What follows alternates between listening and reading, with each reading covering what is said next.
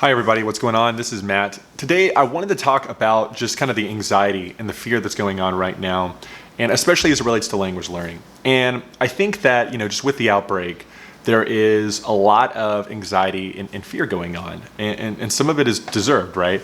We're concerned about, our financial outlook, or, the health of our loved ones, or just whatever is going on.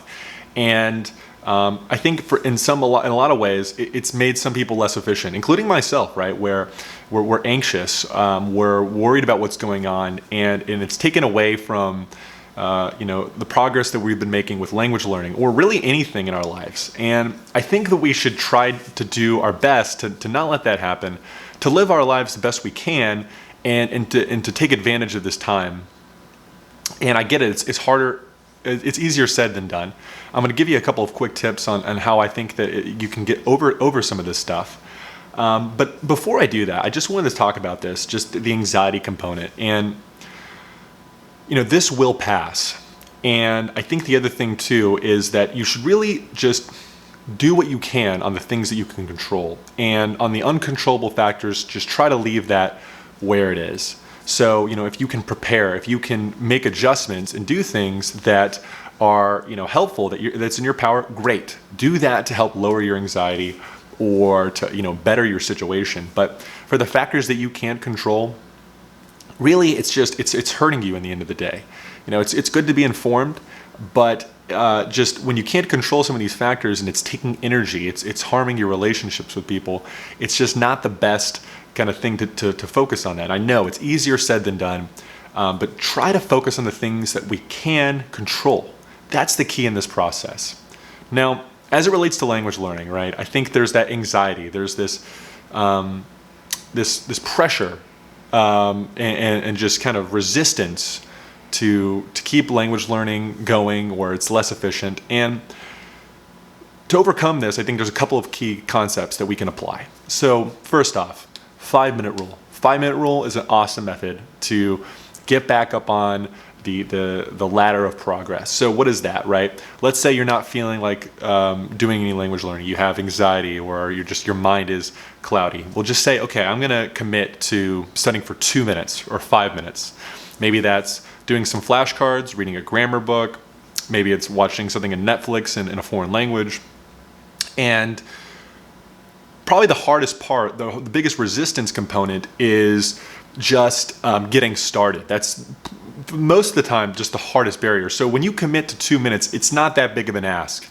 And when you go and do that, what you'll find is a lot of times you'll just keep going. Instead of just that 2-minute commitment, you'll go for 5 minutes, 15 minutes, 30 minutes, and then you become engrossed. You start really being focused and enjoying that process you're in. Some of that anxiety that you have is getting lost in the sole focus of what you're doing, which is language learning.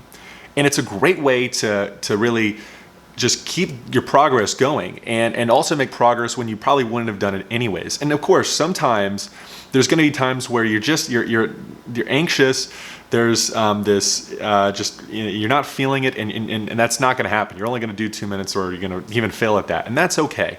The idea is that we're going to try to make opportunities for language learning when, if we didn't fight at all, we wouldn't have gotten any progress in. So, any progress is good, and it's a big opportunity to get really big gains in by just kind of tricking our mind on a 2-minute ask and doing a lot more after that. I think the other thing is, if you find yourself really checking the news all of the time, or just obsessing about stuff, maybe make a pact with yourself where it says, anytime I check the news, I have to read this in the foreign language, right? I can read about virus news in the foreign language that I'm studying, or I have to study every time I check the news, right? So at least you're getting in productivity if you're gonna, feed that pressure and that fear. I think the last thing is trying to be consistent in your language learning. So really, building a habit is so important, and it's with times like this where things are disruptive, it's very easy to fall off our consistency of studying every day or every week or what have you, and we don't want to do that. Ideally, we want to stick to that plan. So just really try to be strong about doing that study routine every day, whether it's like 8 a.m. or 6 p.m. or every week or whatever you're doing, because that consistency is really that multiplier that's going to build gains in the long run. And we really want to stay on that, because the more that we give up on that habit, the harder it is to rebuild it back up. So really try your best to be consistent with the habit. Even if you're just going through the motions, I think it's important that just try to stick to that habit.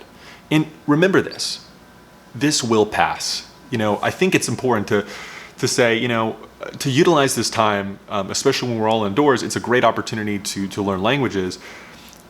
You want to help your future self out, right? When you're looking back, you want to say, I utilized my time efficiently.